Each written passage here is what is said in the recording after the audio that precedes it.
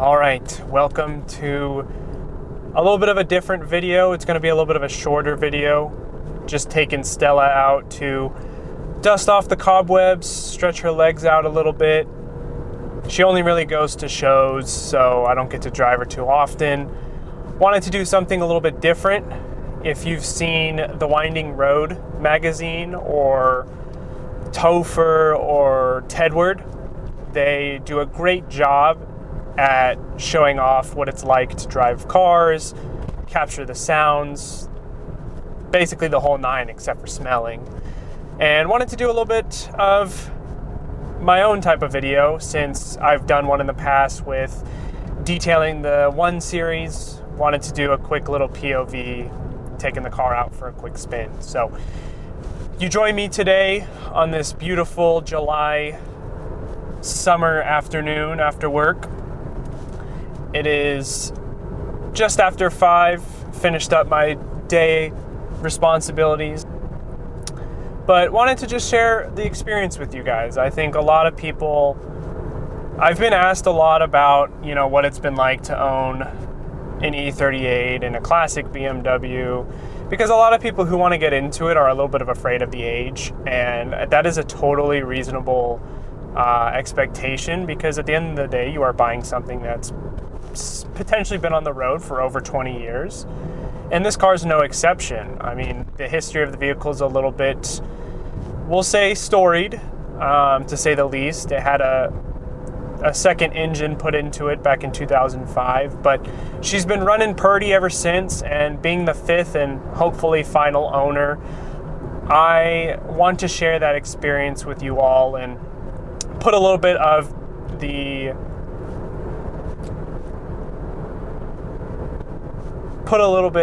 my take on owning this car for almost a year now, coming up this next month. Actually, in a week, it'll be 1 year with the car. So, in any case, share a little bit about the car and the driving dynamics. And to start off with a 7 Series, I think the question that a lot of people ask is ride quality and day-to-day livability.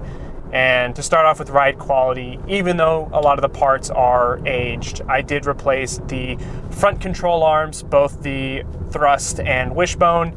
I've also done the brakes, which isn't ride quality, but just something to note as well.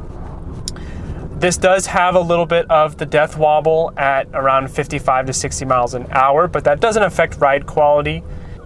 Here's a little bit of a good test we can have of the sound insulation. So that was pretty loud. I think the harshness of it really got away though, with the dual pane glass, meaning there's 2 pieces of glass put together. The insulation is really, really good. I think when you're at 80 miles an hour, you can still have a very clear conversation with your passengers. So definitely no problems there. Having both the frameless 1 Series and 4 Series, those are definitely different cars all entirely, so there's a lot less sound insulation because there's no frame. But again, when you're driving this car at 80 miles an hour where it likes to be, it's super quiet, super relaxing, especially the seats. I mean, if you look right here, these seats are just so plush, with the heated, with the active bolstering at the bottom. I say active bolstering, the active massaging at the bottom. You really don't get fatigued, and that's what this car is designed for. One of the questions I had been asked was comparing the V8 versus the V12, and on a day-to-day, which is the better to really go after? I think obviously the answer comes from which one are you willing to spend money on, and the V8 is very accessible. It is a bit better on gas. There's a lot more parts availability. And the V12, more specifically to this car with the facelift M73N, with a lot of the really weird, unique parts, it's just tough to find old new stock, used inventory, it's just hard to find anything for this car because the facelift, there weren't as many of them, I guess, or they were just more complicated. Whatever the case may be, the V12 is a lot harder to find parts for. So at the end of the day, my answer comes down to, are you willing to spend some money on your car? And at that rate, that's why I went for the V12, because I knew it wasn't going to be driven that often. It's not going to be pushed to its limits. I'm not going to be dailying this car. So on top of the cool factor, on top of the rarity, I think the V12 is the peak E38. And I was actually had this sort of talking piece with a car friend of mine at a car show, and we discussed back in 2000 or 97 to 2002 when these cars were on the showroom. If you had about $60,000, which car would you go for? Would it have been the E38 750 Sport Short? Or would you have gone with the E39 M5 with the S62? The market tells us that the M5 is now the more desired car for good reason. It's pinnacle BMW. It's got the handling, it's got the power, it's got the luxury from a time where BMW stood for not only performance but quality in the sense of that's what made luxury cars luxury. But, you know, back in to the 2000s, if you had about $60,000, $70,000, you were looking at those two cars. It would cost you an extra $30,000 to get into the V12. So it's interesting that now that it's been 20, 25 years, that it's flipped, because who wants to maintain, i.e. a V8 with timing chain problems, or a V12 where there's no parts available? So that's a question I'll leave you guys with. I'm curious to know, if you had that type of money back in the early 2000s, which would you have gone for? Getting back to this car in particular and the driving dynamics, we all know this isn't the car that you take to the track. From the forums, a lot of people throw the LSDs from the sporty shorties in this car.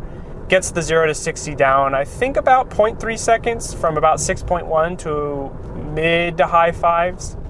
You do lose a little bit on miles per gallon, but I think it is 100% worth it.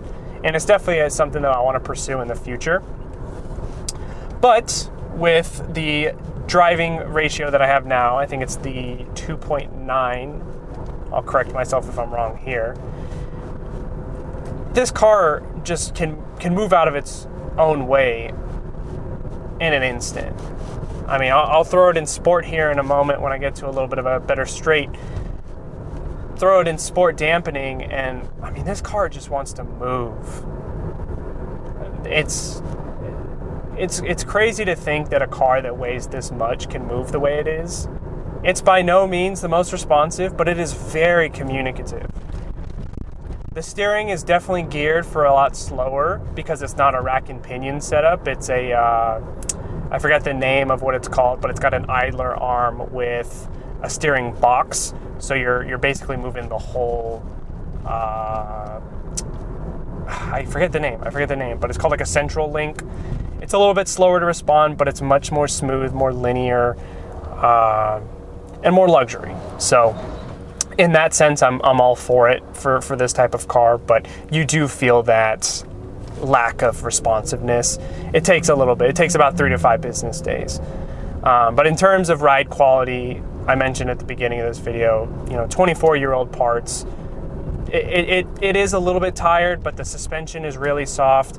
Outside of the accumulators, if you can hear in the back, the accumulators for the hydraulic system that BMW implemented on this car in the E32, once those go bad, instead of being nice and soft like most suspension when it's shot, it actually becomes very, very firm, because they are, I want to say they're air charged, and the seals end up going, so it doesn't allow the fluid to flow through properly. So unfortunately, it's a little bit of an expensive fix. It's about $250 a pair, but I really don't mind. Day-to-day livability. Right now, this really short trip, I mean, I was going 45 miles an hour. I wasn't doing anything crazy. I'm right at 20 miles to the gallon. This car will sit at 40 miles an hour at 1,000 RPM. It'll sit at 80 miles an hour in fifth gear at 1,500. This car does not care.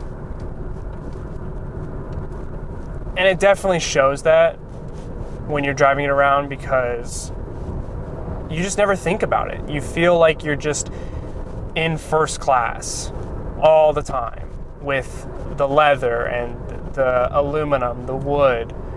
Nothing really feels lackluster in this car.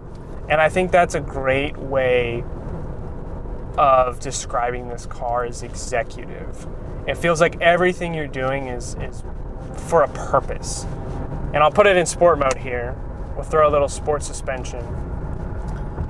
As I zip off to warp speed and we go into hyperspace, I mean, you can just tell this car wants to go. It wants you to take you to it wants to take you from point A to point B with no time in between. I mean, I am literally folding time and space right here. There, I shifted down 3 gears. Just moves. The entire earth moves beneath you.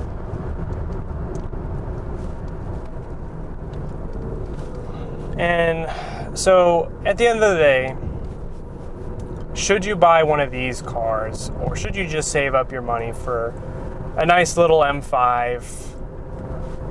That's just a question that you have to kind of answer for yourself, because a pretty subpar example of an M5 is probably going to fetch you around $20,000 with probably 150,000 miles or so. But I got this car, and this will be an outlier a little bit, but I got this car, a year ago, after looking for 6 years for just under $6,000. And when I was looking at the time, on average, I was finding cars that were about $10,000 to $15,000 for at least the condition that I was sort of looking for. So I think 10 to 15 for a good example 750, you're going to just have so much more fun. Your wallet's not, but you're going to have so much more fun with a V12. Yes, the S62 is an absolute beast, and they're both maintenance monsters that will just chew at your wallet. But I think the E38 is just so underappreciated. Look at all the videos that are out there on old BMW content. It's all E46, it's all E39 M5s. You're not gonna find as many videos on this car, and I don't know why. I think this car really needs to get some more appreciation for what it is, because at the end of the day, V12s are gone. BMW V12s are gone. There really are few words that can truly capture what this car feels like to drive. The absolute presence this car has on the road. I mean, nothing looks like it anymore. To have one of these on the road 24 years later, it's really a testament more to the love and care that BMW enthusiasts sort of have for these cars. And that's what I'm trying to get at, is as a car enthusiast, and maybe more as a BMW aficionado or BMW fanboy, whatever you call yourself, that's why you get one of these cars, because you want to keep something like this alive. Every generation has their halo car, their hero car, and I think for me that was the E46 for the longest time. And the fact that I was able to get one of my dream cars at the right place, the right time, the right price, I'm just so fortunate that I'm able to share this experience for those who are curious as well, because this isn't for everyone, and I get that. So I know this was a little bit of a shorter video. Would be curious to know what y'all's thoughts are on this type of video. If you like it, let me know. If you want to see some more videos on with this style, obviously I'll be refining and making my process better. But yeah, if there's any other cars you'd like to see, leave a comment down below. Thanks for staying with me till the end here. As always, I'm your host, Donovan. Thanks for watching Eurofever Garage, and until next time, see you in the next one.